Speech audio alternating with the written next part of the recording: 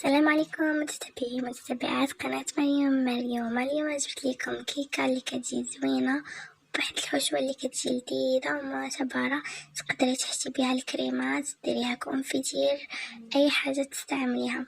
كندوزو الكيكة، كنديرو قبيصة ديال الملح و3 ديال البيضات وكاس ديال السكر. كنضربو الخليط مزيان حتى كيرجع ليا بيض بحال هكا. من بعد كنزيد له نص كاس ديال الزيت. كنبقى نضيف الزيت بالتدريج وانا نضرب. كنزيد ليها 3 ديال الكيسان ديال الدقيق مع 3 ديال الخنيجات ديال الخميره ديال الحلوى.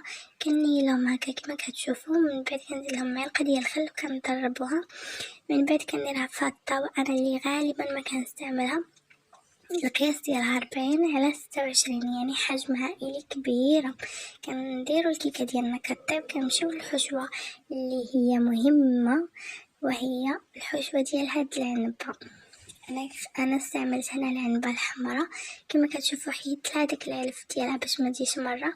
درت ليها كاس ديال السكر ودرتها كطبخ.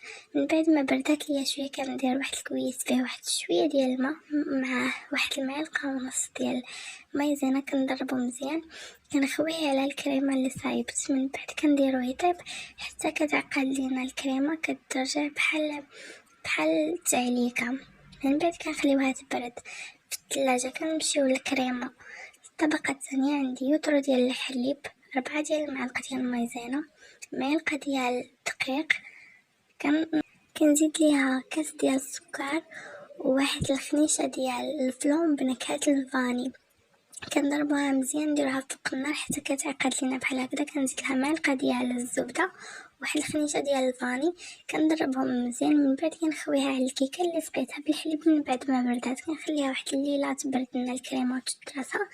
كنخويو عليها الحشوه اللي صايبناها، كنصايبوها مزيان. وكنفضل انكم هاد الحشوه الفوقانيه الطبقه الثالثه ما ديروهاش حتى كتبغوا تقدموها، حيت غادي داك العنب يزرق لكم في الكيكه ديالكم، يعني حتى تبغيو ديروها. وبالصحه والراحه، نتمنى انها تعجبكم.